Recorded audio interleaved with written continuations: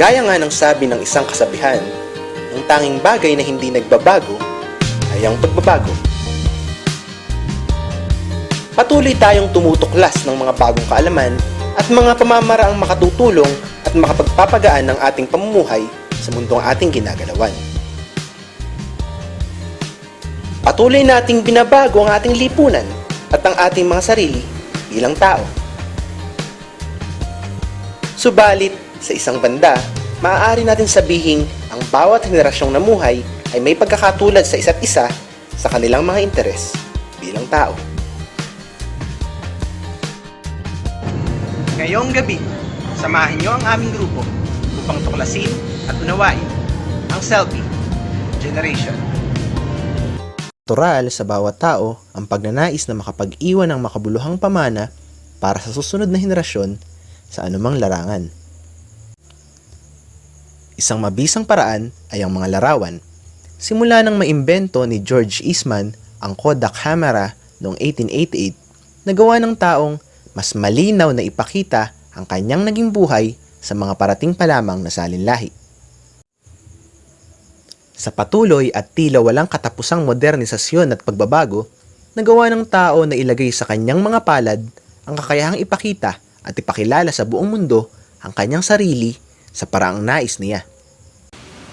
Ito ay mas kilala natin ngayon bilang selfie. Ang salitang selfie ay unang ginamit sa isang Australian online forum post noong September 13, 2002 ng ABC Online. Ang selfie ang napili ng Oxford Dictionaries bilang Word of the Year noong 2013.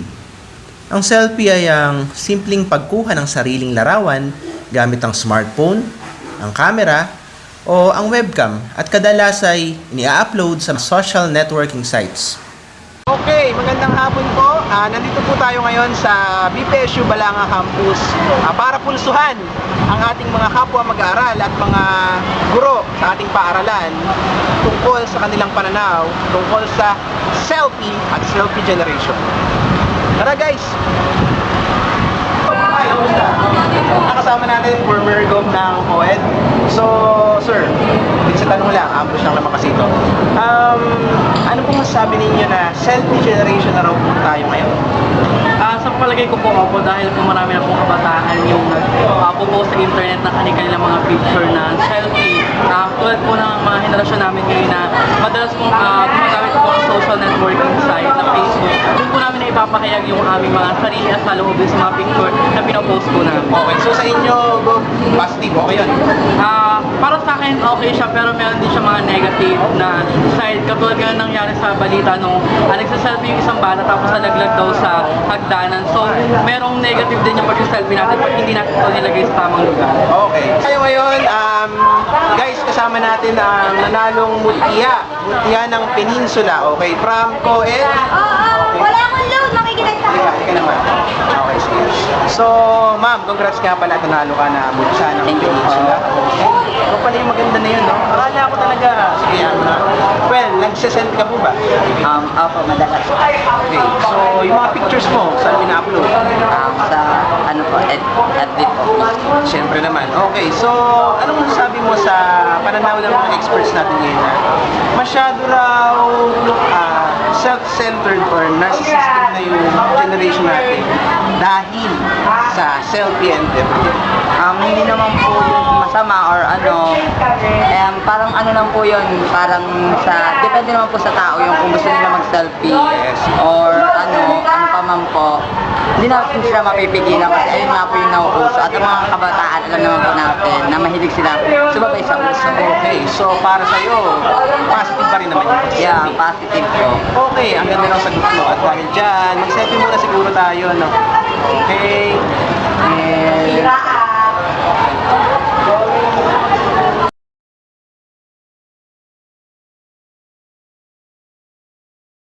Para sa atin, ang selfie ay isang paraan o expression. Isa rin itong way of releasing stress. So, kagaya ng mga kabataan ngayon na usong-uso ang pagsiselfie, para sa akin positibo ito. Kasi sa mga kabataan ngayon, imbes na mas nag-involve sila sa ibang hindi magandang libangan, parang nagiging pastime na lang nila o hobby yung selfie. So, ano nga ba yung positibong dulot ng selfie? Unang-una, na ipapakita nila yung kanilang mga itsura sa kanilang mga kamag-anak na nasa ibang bansa. Sa kagaya ko, na ang asawa ko ay nasa ibang bansa, gustong-gusto niya na kinukunan ko yung mga anak namin kasi parang sa pamamagitan lamang ng mga larawan, nasusundan niya yung paglaki ng aming mga anak. So, para sa akin, positibo ang dulot ng selfie.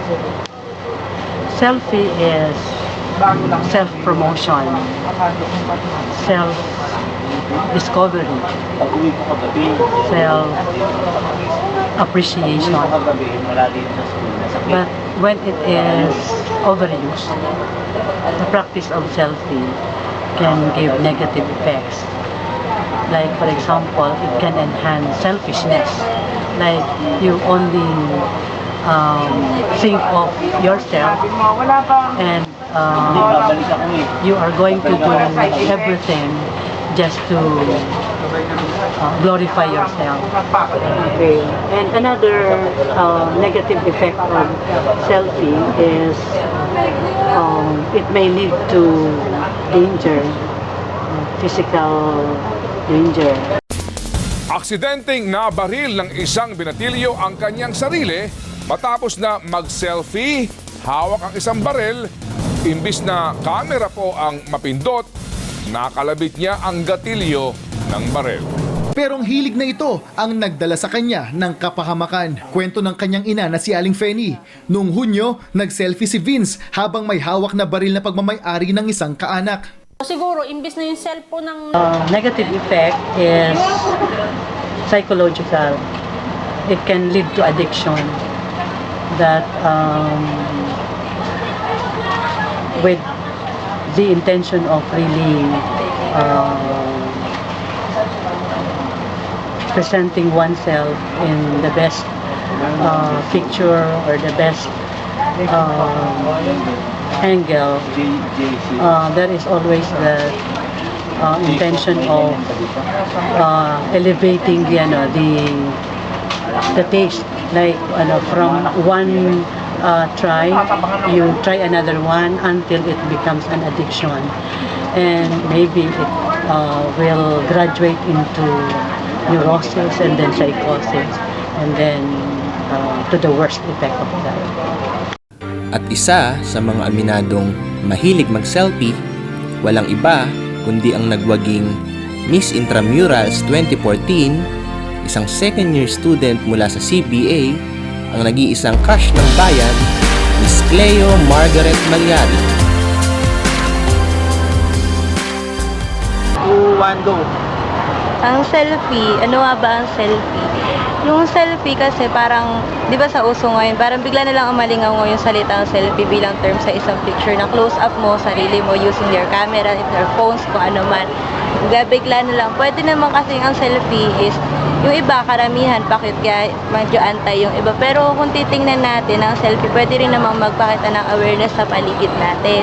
Tapos, iba pwede namang, nag-selfie ka, pakita mo yung sarili mo, tapos pakita mo yung paligid na napuntahan mo. So, yung mga artista sa mga tourist spots na napupuntahan nila, pwede nilang i-promote yung lugar na napuntahan nila. Or ikaw man, pwede kang maging proud sa mga nasa paligid mo, kaya ka nagse-selfie.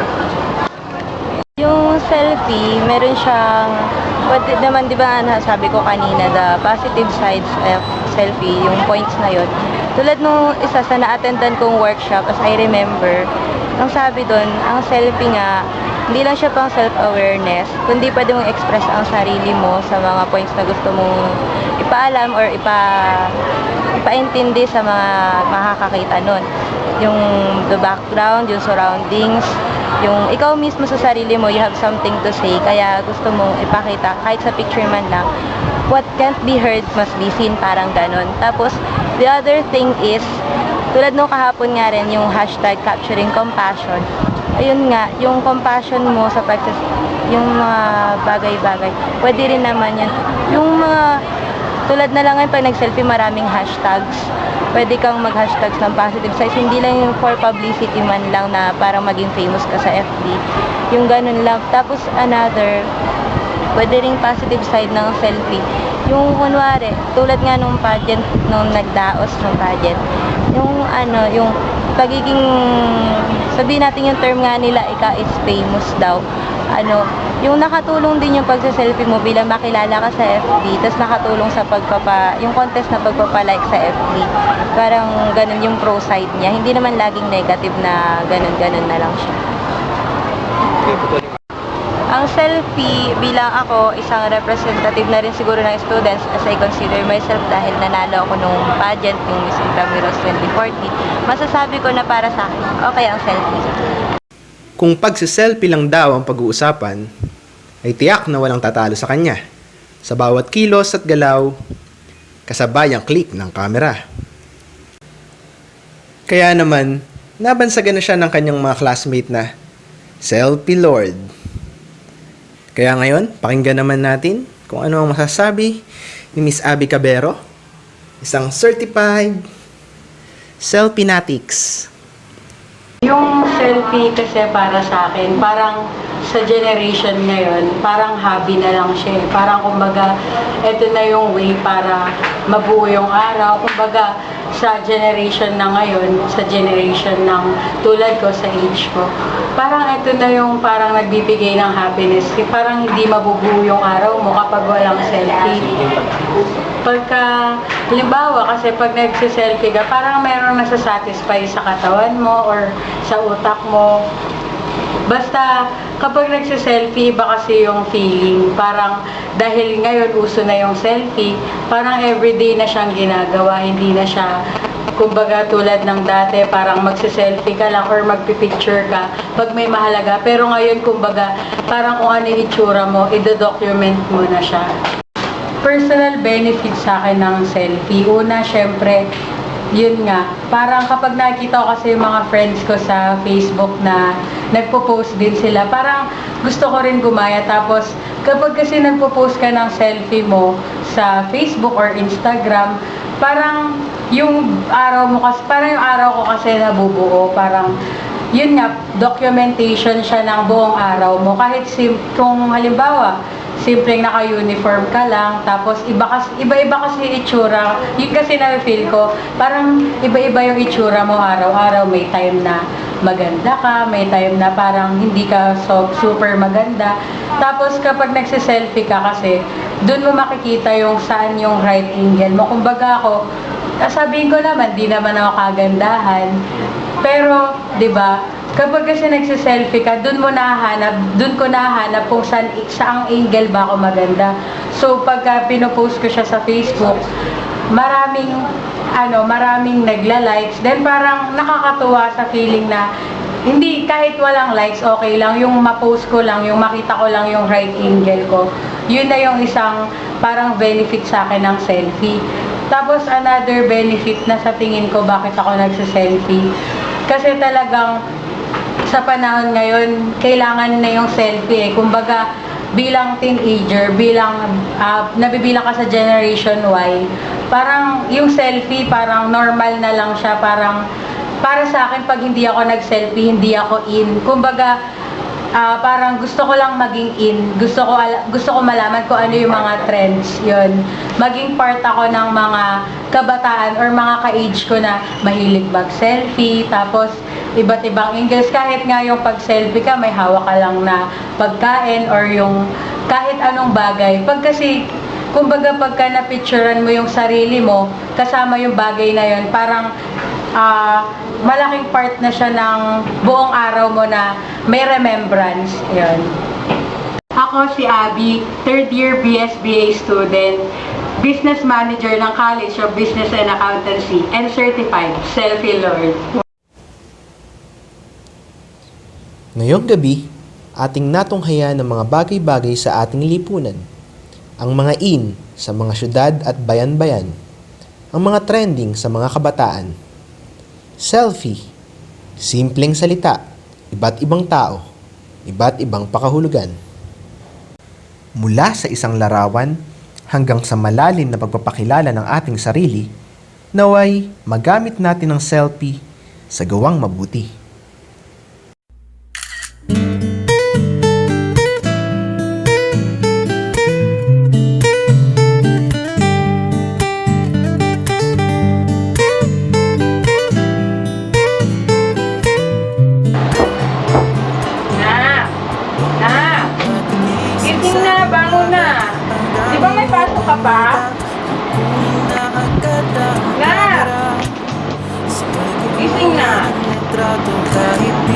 sipilyo. Kulang ang tama mong anggulo. Ayoko niyan, burahin mo yan. Ang taba ko yata dyan, ito na lang. Kasi naman, mas mukha akong payat na tignan. Sabay caption ng magandang umaga dyan. Sa kainan nakita mo ang ulam nyo, tortang talong. Kukunan muna ng litrato kahit sobra ng gutom. Tapos i-upload ito at i-share mo dun sa friends mo. Sabay tanong, anong ulam nyo? Tara kain tayo. Lahat ng iyong galaw ay meron kang documentation. Lahat din ng ito pinapakita mo sa nation. Kung ito nga ang iyong trip, sige lang baby, click ka lang ng click. Tara na't mag-selfie, selfie, Video pala. Selfie? Hindi ako nagsiselfie. Kasi ang selfie para sa akin, para lang sa mga bata. At the same time, para sa mga pakyut, ay hindi naman ako pakyut. Yan, si Marco yung pakyut niya, kaya nagsiselfie ako. At saka yung mga bata. Yung mga anak ko nagsiselfie, pero ako no more. Kasi matanda ko na eh. At saka hindi naman ako pakyut, as I said. Sir, siguro relation sa education, sa psychology, negative yan. Ayun nga, hindi nga ako nagsiselfie. Pakyut lang yung nagsiselfie. Tila pato ang ginagaya. Selfie ng bagong damit o kaya bagong gupit. Meron yung waki at pakyut at yung kunwari ay galit. O lahat ng yung galaw ay meron kang documentation. Lahat din ng ito pinapakita mo sa nation. Kung ito nga ang iyong trip, sige lang baby, click ka lang ng click. Tara na't mag-selfie, selfie, selfie, selfie tayo pang may time. Ipakita sa mundo ang maganda mong smile. Selfie, Action! selfie, selfie, selfie tayo pang may time.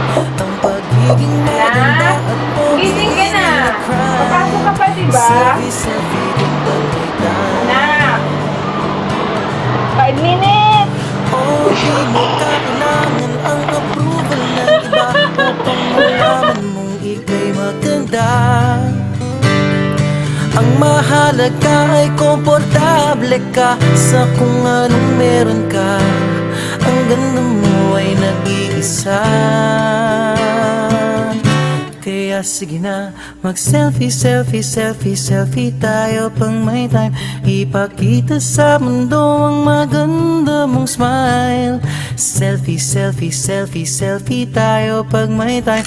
Ang pagiging maganda at pogi rin na crime. Oh, selfie, selfie, selfie, selfie tayo pang may time. Ipakita sa mundo ang maganda mong smile.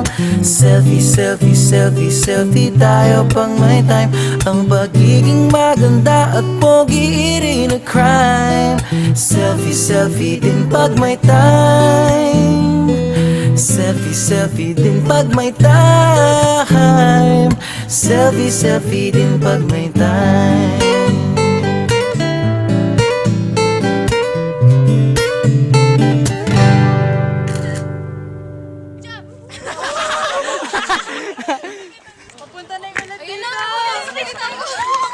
Ay, may address yung ulan, may address.